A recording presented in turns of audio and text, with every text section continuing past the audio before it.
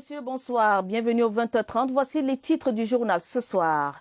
Un appel en direction des acteurs politiques pour dire non à la violence. La Commission nationale des droits de l'homme et des libertés déplore le climat sociopolitique qui prévaut et appelle à œuvrer pour une société de non-violence. Journée internationale des filles pour impulser une prise de conscience et lever les barrières sociales qui discriminent la jeune fille. Le 20h30 lève le voile sur les pratiques encore en vigueur et les avancées réalisées. L'économie camerounaise à la côte et bénéficie de la confiance du secteur bancaire. 35 milliards de francs CFA levés sur le marché monétaire. Le lancement des obligations du trésor assimilables promet un bel avenir. Voilà pour les titres du journal. Les détails, c'est tout de suite.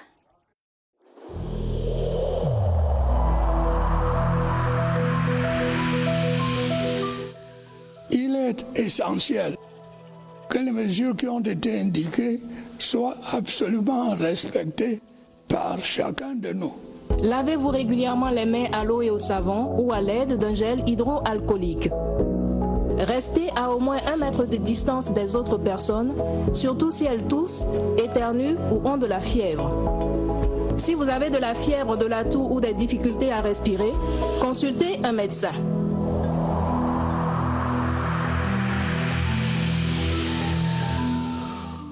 Madame, Messieurs, merci de nous recevoir chez vous. La Commission nationale des droits de l'homme et des libertés a rendu publique une déclaration qui condamne les violences engendrées par des foyers de tension et autres discours de haine et appelle à soulèvement. C'est dans le sillage de la Journée internationale de la non-violence célébrée le 2 octobre dernier. Le document promeut le dialogue et la paix, des valeurs que les membres de la Commission vulgarisent sur le terrain. Augustin Guizana.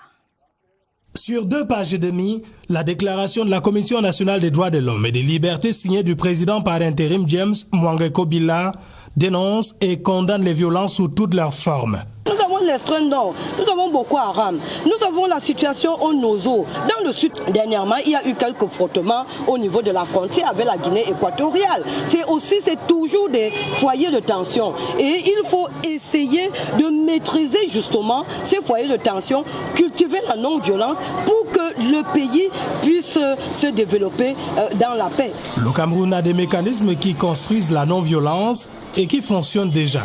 Mais pour la Commission nationale des droits de l'homme et des libertés, la recherche de la paix est une affaire de tous. Ce grand dialogue qui a rassemblé tous les fils de ce pays, c'était justement pour rechercher à baisser ces foyers de violence. Nous leur disons à la Commission nationale des droits de l'homme, la construction de la paix, l'élimination de la violence est à la fois un devoir individuel et un devoir collectif.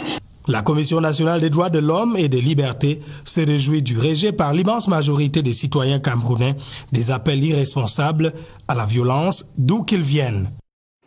La jeune fille est au cœur de toutes les attentions ce 11 octobre. Malgré les efforts des pouvoirs publics, la discrimination de la jeune fille reste d'actualité au Cameroun. Si le phénomène est aujourd'hui de moins en moins flagrant, l'une des poches de résistance, contrairement à ce que l'on pense, reste la cellule familiale. C'est en effet à la jeune fille qu'incombent la plupart des tâches ménagères. Oswald de Meudon nous en dit davantage dans ce reportage. La jeune fille a longtemps été victime de son genre, les préjugés et la société aidant. La discrimination à l'égard de la jeune fille dans nos cultures prend plusieurs visages. Le premier visage est le traitement différentiel qui existe entre la jeune fille et le jeune garçon. Vous verrez par exemple que la jeune fille est réduite à l'exercice des travaux domestiques, tandis que le jeune garçon, lui, on le laisse à la merci des jeux. Vous avez encore le phénomène des mariages d'enfants.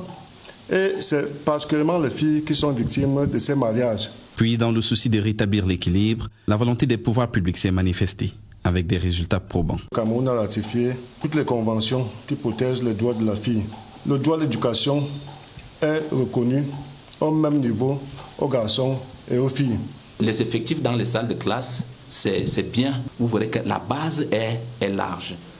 Au primaire, au secondaire, on a plus de femmes que des hommes. Mais au supérieur, ça commence à diminuer. Mais cela peut également s'expliquer par le rôle social de la femme. Et beaucoup reste encore à faire, d'autant plus que certains préjugés ont plutôt la peau dure. Beaucoup de filles sortent du système scolaire à cause du mariage des filles. La lutte contre la discrimination de la jeune fille est un combat de tous les instants qui interpelle la société tout entière. L'extrême nord est l'une des régions dans lesquelles les droits de la jeune fille restent à être optimisés. Là-bas, plusieurs pratiques et croyances coutumières dévalorisent la fille qui, la plupart du temps, n'a pas la possibilité de s'exprimer librement. La situation décrite ici par Francine Diaba de CRTV Extrême Nord. Dans la région de l'extrême nord, le Logone et Chari et le Mayo-Danaï sont les départements les plus touchés par ce fléau qui a ses racines non seulement dans les profondeurs des us et coutumes, mais aussi dans une certaine interprétation de la religion. Il se manifeste beaucoup plus par les enlèvements des filles sur le chemin de l'école. Le mariage des enfants a pris de l'ampleur avec l'avènement de la crise sécuritaire. Pour beaucoup de parents, ils estiment qu'envoyer leur fille en mariage, c'est comme si c'est une sorte de sécurisation de leur enfant. Cette violence si répandue n'est pas sans conséquence sur la vie de la jeune fille. Déjà, sa scolarité est déjà en danger. Et si elle n'est pas à l'école, elle risque de devenir une jeune fille mère. Une situation aux conséquences graves qui ne laisse pas indifférent le gouvernement et ses partenaires. Nos partenaires leur viennent en appui en mettant à leur disposition des kits élèves et encore beaucoup plus des kits d'hygiène. Au moment où l'on célèbre la journée internationale des filles, le souhait est que ce genre de pratiques dévalorisantes soit davantage découragé pour permettre à la fille de l'extrême nord de s'épanouir pleinement. À Mayo-Darlé, dans le Mayo-Bagno, région de l'Adamawa, le programme des Nations Unies pour le développement et la commune conjugue les efforts pour rendre davantage les femmes et les filles autonomes. Une formation vient d'être organisée à leur intention sur l'auto-emploi. Les détails, Michel Renaud-Owandja. Faire de la jeune fille de Mayo-Darlé une véritable actrice de développement reste un vœu pour la municipalité. L'atelier conjointement organisé par l'OPNUD et le ministère de la Jeunesse dans cette localité vise à donner les outils pour leur autonomie. L'action du programme des Nations Unies pour le développement, qui est une agence du système des Nations Unies, se fonde sur le principe du Leave No One Behind. Nous remercions tous ceux qui sont là, tous ceux qui ont laissé ce qu'ils avaient à faire pour venir nous former. Au cours de cette rencontre, l'autorité administrative a salué l'initiative. Les conseils que je peux prodiguer aux jeunes filles, aujourd'hui nous sommes en pleine décentralisation et la décentralisation rime avec entrepreneuriat. Nous leur avons demandé de faire preuve de responsabilité. Elles apporteront, n'est-ce pas, toutes leurs contributions nécessaires puisque nous pouvions, n'est-ce pas, faire du Cameroun un pays émergent à l'horizon 2035. La mise en pratique des enseignements reçus reste une niche d'opportunité pour la jeune fille de Mayo-Darlé. Parlons finances. Le Cameroun obtient 35 milliards de francs CFA sur le marché monétaire. C'est dans le cadre de la levée des obligations du trésor assimilables. Si le Cameroun recherchait effectivement 35 milliards de francs CFA, les banques lui ont proposé plus, ce qui témoigne de la crédibilité de l'économie nationale. Lucrèce Mbenga. Le Cameroun recherchait 35 milliards de francs CFA sur le marché monétaire. Non seulement il a eu ce qu'il cherchait, mais notre pays s'est vu proposer presque 1 milliard de plus. Les banques en général et les banques camerounaises en particulier ont donc massivement adhéré à cette levée des obligations du trésor assimilables du mois d'octobre. OTEA au taux d'intérêt de 6% pour une période de 6 ans. Ce succès témoigne de la qualité de la signature du Cameroun et de sa crédibilité auprès des institutions bancaires. Fort de ses atouts, le Cameroun reprendra la route du marché monétaire sereinement le mois prochain pour 2 levées d'OTEA. L'une de 7 ans, montant recherché 25 milliards de francs CFA, l'autre de 10 ans pour le même montant. L'argent ainsi récolté permettra au Cameroun de financer les projets inscrits dans la loi de finances. En éducation, l'UNESCO et le ministère de l'Éducation de base en phase pour une meilleure stabilité des écoles, pour une meilleure visibilité également de ces écoles-là. Une convention relative à la géolocalisation des écoles a été signée cette fin de semaine. Un précieux outil de prise de décision. Aboubakar Abou. Ces parapheurs portent toutes les ambitions de modernité de la carte scolaire au Cameroun. Le ministère de l'Éducation de base se met ainsi à la page de la géolocalisation des écoles primaires sur toute l'étendue du territoire national. L'UNESCO accorde une importance particulière au développement de l'éducation dans des pays et pour être sûr que le système éducatif est en train de se développer, de se moderniser pour ne laisser personne pour compte. La signature de cet accord va nous permettre désormais d'avoir une information statistique réelle avec les véritables images du terrain, et cela nous permettra non seulement de pouvoir faire des investissements et des programmations assez fiables, mais aussi à tout moment avoir des informations réelles. Le ministère de l'Éducation de base marque ainsi un pas de plus vers l'arrimage des écoles primaires au numérique. Rentrée scolaire une semaine après, allons à EDEA pour constater que les salles de classe sont pleines. Un signe qui montre et démontre que la rentrée scolaire a tenu son pari dans la Sanaga maritime, région du littoral. Les mesures barrières sont également respectées. Évaluation une semaine après, voici le reportage de Marie-Gabrielle Feugueux à EDEA.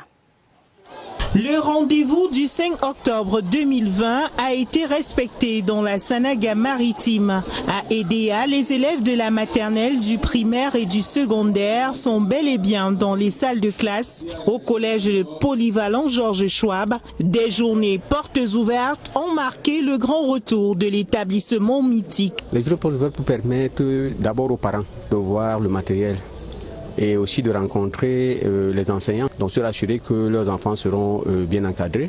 Une semaine après la reprise, les objectifs sont atteints et toutes les mesures barrières sont respectées. Les statistiques qui nous parviennent des établissements laissent comprendre que nous n'avons enregistré aucun cas suspect et encore moins cas confirmé dans nos établissements. C'est dire que ces mesures barrières restent rigoureusement appliquée. Une causerie éducative sur le rôle crucial des enseignants en cette période de pandémie a marqué la célébration 2020 de ces héros du savoir à EDEA. Écoles et élèves du Grand BAM bénéficient de l'appui de l'élite féminine. Réunies au sein d'une association, elles ont remis un important don de matériel scolaire, des machines à coudre et une aide financière aux élèves.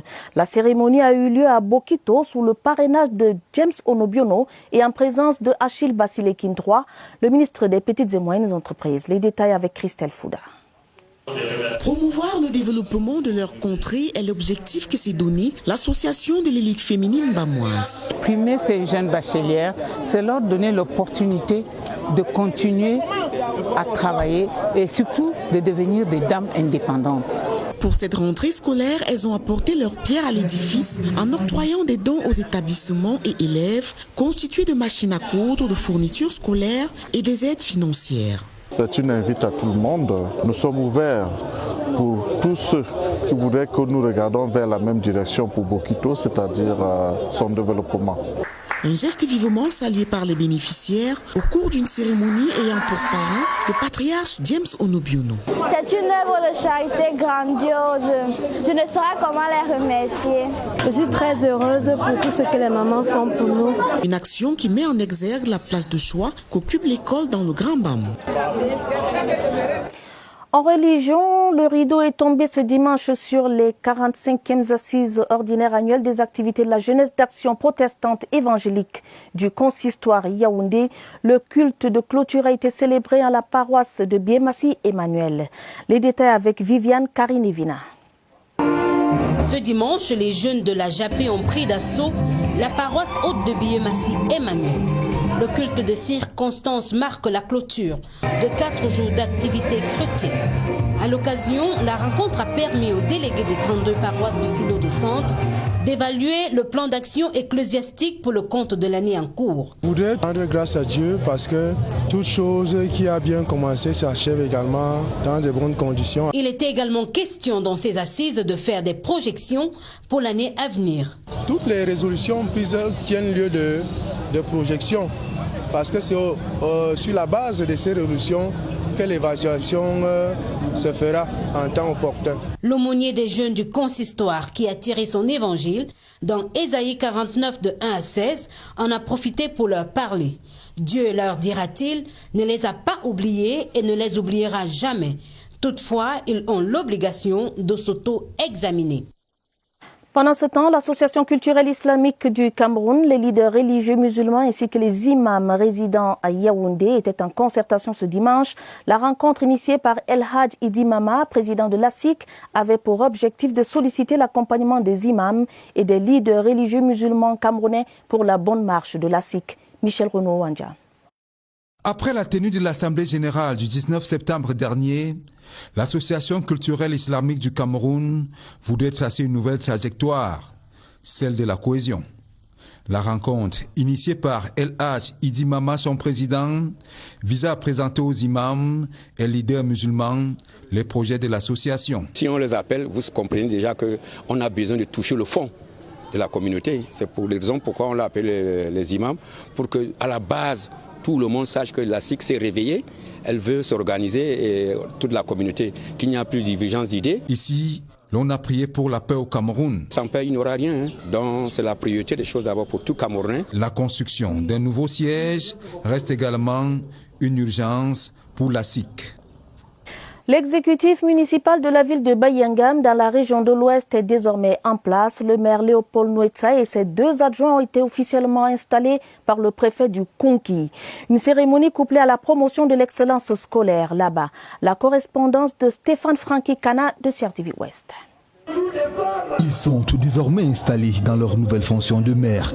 Léopold Nwetsa et ses 2 adjoints débutent leur mandat au moment où le Cameroun s'implante dans la décentralisation. Les populations de Bayangam font face à des besoins de base, des problèmes d'énergie, d'eau, d'aménagement des routes. Nous avons commencé, nous entendons poursuivre cette action. Le préfet Donancien Oum a appelé les élus du peuple à toujours se référer aux lois et réglementations en vigueur dans la prise des décisions et de toujours tenir compte des besoins prioritaires des populations. Nous leur avons demandé de cadrer leur action dans le plan communal de développement, de se souvenir de leur plan de campagne. La cérémonie était couplée à la 3e édition de l'excellence scolaire de Bayangam, au cours de laquelle plus de 700 élèves et étudiants ont bénéficié des kits et bourses scolaires.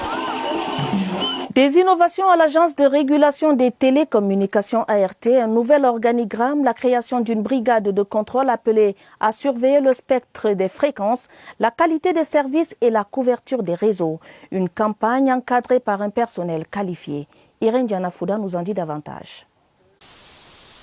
L'Agence de régulation des télécommunications vibre au rythme de son nouvel organigramme pour imprimer ses marques sur un terrain glissant. Dans ce cadre, il y a eu une brigade de contrôle qui a été mise en place. Cette brigade de contrôle comporte 3 grandes unités. L'unité de contrôle administratif et tarifaire, l'unité de contrôle de la qualité de service, l'unité de contrôle des titres et des ressources rares. Les équipes qui sont sur le terrain actuellement visent à obtenir les résultats qui nous permettront demain de mettre en place un nouveau modèle de régulation qui est en cours d'élaboration ici à l'Agence de régulation des télécommunications. Des équipements de pointe permettent aux 3 stations fixes et aux 4 stations mobiles basées à Yaoundé de prendre le contrôle permanent du spectre des fréquences. On a effectué des scans dans la bande de la radiodiffusion sonore et télévisuelle, la bande FM. On l'a effectué également dans la bande de fréquence 800-900 MHz, c'est la bande qui est dédiée pour les services de communication 2G. On a fait également une évaluation de l'occupation spectrale dans la bande de fréquence 1800 et 2100 pour la 4G. La caravane de la brigade de contrôle créée récemment au sein de l'ART sillonne les points sensibles de la cité capitale pour dresser un état des lieux. Ce travail effectué sous l'égide du régulateur de tous les temps vise d'une part à éviter l'utilisation clandestine du spectre des fréquences et d'autre part à faire la différence sur la qualité des services et la couverture des réseaux assurés par les 4 opérateurs concessionnaires ainsi que par les fournisseurs d'accès aux services. Le régulateur exerce donc une forte pression pour faire régner l'ordre et la discipline.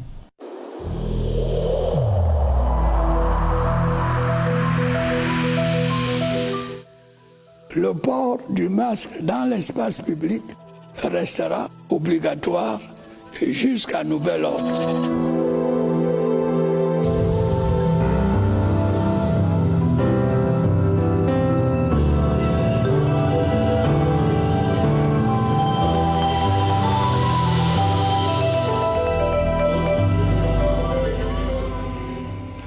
La riposte anti-Covid-19 au Cameroun, ce soir, direction région du littoral.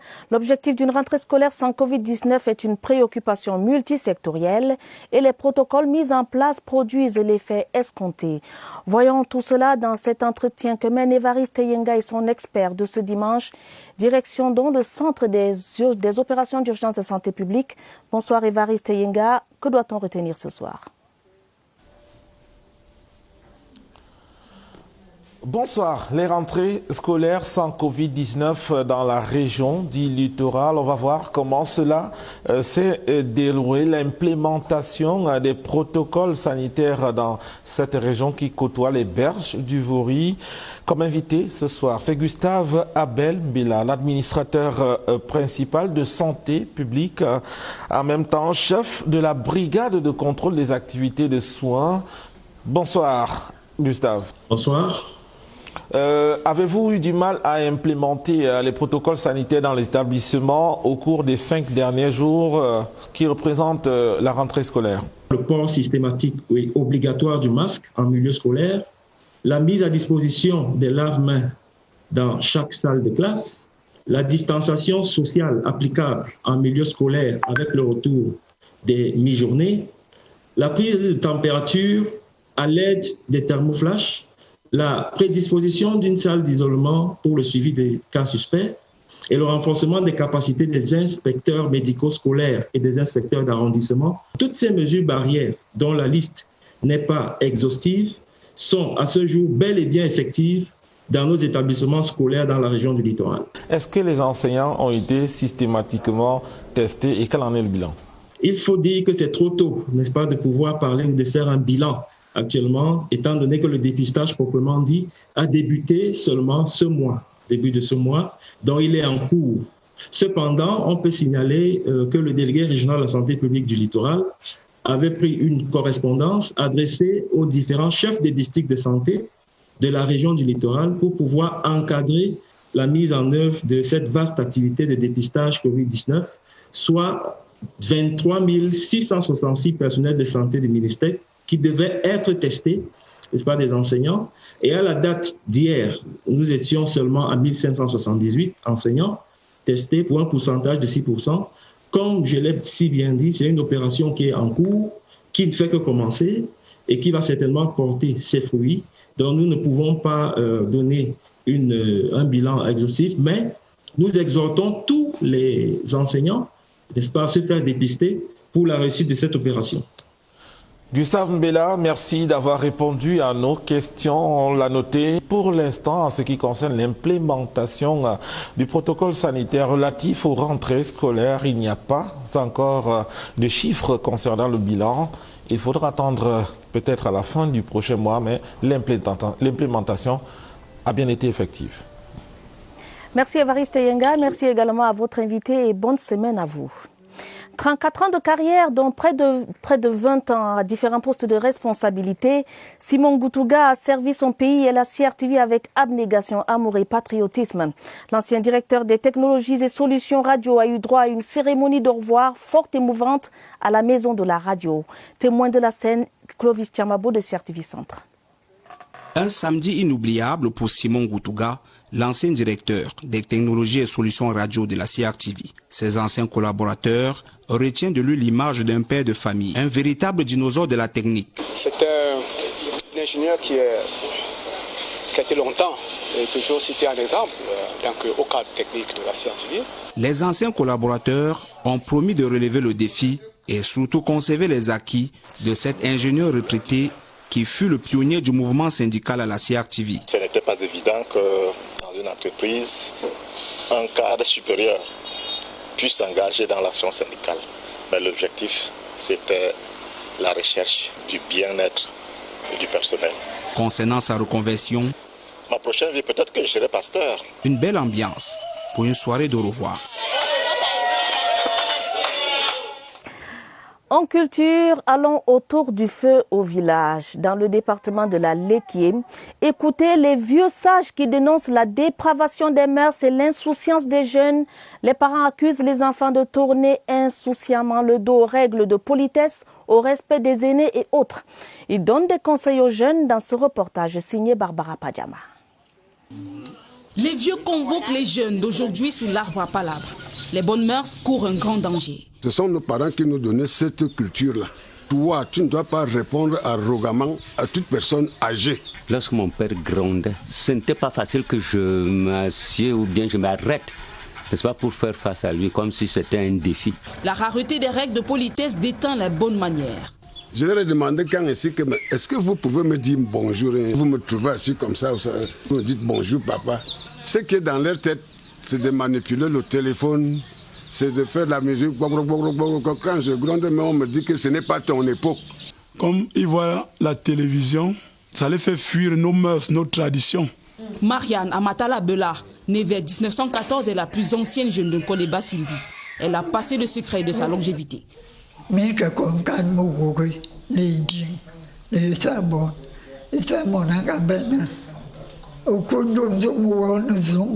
Agnès, sa fille de 75 ans, vit de cet héritage culturel. Lorsque tu es marié, il faut obéir à ton mari. Et maintenant, le mari tape la main, la femme tape de l'autre côté. Je suis une femme. Moi, j'ai été soumise, même si c'est comment, j'assumais. Même si menés du bout du nez par cette génération androïde, les vieux assis redressent la conscience des jeunes debout. La soumission, le respect et le partage, leur éducation, disent-ils. Fin de l'assise générationnelle. Ah, si jeunesse savait et si vieillesse pouvait. Du golf en page sportive, le Cameroun abrite du 8 au 12 décembre prochain une compétition qui verra la participation de plusieurs pays. L'Open Golf Club de Yaoundé. Et en prélude à cet événement, 2 galas de golf ont été organisés dans les régions du littoral et du sud-ouest. Des précisions avec Évariste Yenga. C'est un coup annonciateur. Il provient de l'arrivée à Yaoundé décembre prochain de plusieurs golfeurs de nationalités étrangères. Nous avons eu des confirmations de golfeurs professionnels zimbabwéens, sud-africains et nigériens qui vont venir compétir à Yaoundé contre nos pros. Ils vont participer à la 2e édition de l'Open Golf Charity. La compétition organisée par la Fondation Elé Salotine se jouera sous la formule match play. Catégorie professionnels et caddies. La cagnotte est de 6 millions de francs CFA. Une bonne nouvelle pour les golfeurs locaux. On passe toute une année à attendre ce tournoi, donc l'envie elle est très grande. Avec encore un tout petit peu d'entraînement, nous serons à la hauteur de ce golf de Yaoundé. La caravane de sensibilisation a tenu un gala au Golf Club de Tiko et un autre au Parktaïs de Douala. Plusieurs têtes de série y ont participé. Fin de ce journal préparé avec la collaboration de Mariam Mazou et Mirabel Tala. Prochain rendez-vous avec l'information, ce sera à minuit. Prenez rendez-vous avec Lucrèce Mebenga pour votre magazine dominical Scène de presse juste après ce journal. Dès demain lundi, retrouvez Adel Mbala pour les éditions de 20h30 semaine. Madame, Monsieur, votre fidélité nous honore. Prenez soin de vous, prenez soin de vos familles. Bonne soirée et bon début de semaine à tous.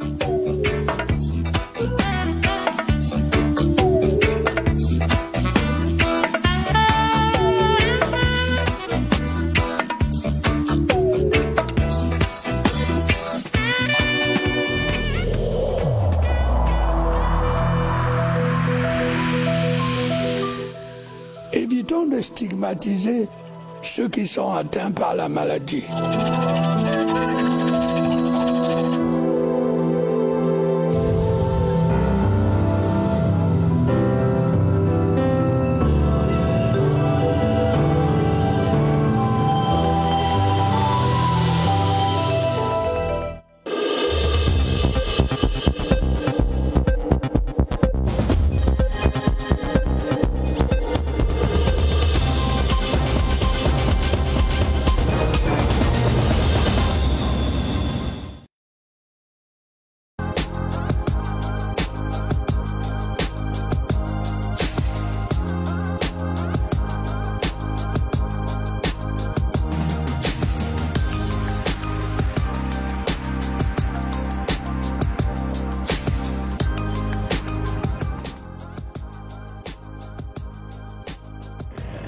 Tout d'abord, reconnaissons que les déchets représentent un risque sanitaire et environnemental. Leur recyclage est donc très important.